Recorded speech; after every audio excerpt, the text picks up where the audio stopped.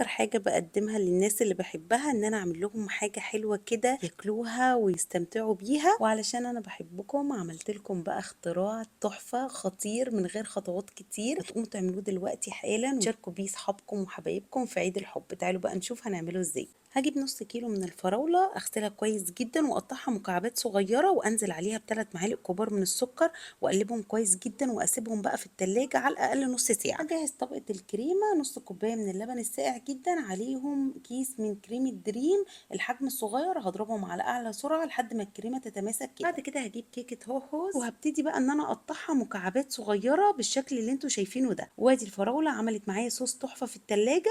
هجيب بقى الكوبايات دي كانت عندي، ممكن تستخدموا اي كوبايات عندكم او حتى قالب كبير. هحط اول طبقه كيكه هوهوز وبعد كده الكريمه، وبعد كده هحط عليها قطع الفراوله، وهنعيد الطبقات تاني، كيكه هوهوز وبعد كده الكريمه وبعد كده الفراوله، وبزينها كده بالكريمه وشويه كمان من قطع الفراوله في الاخر.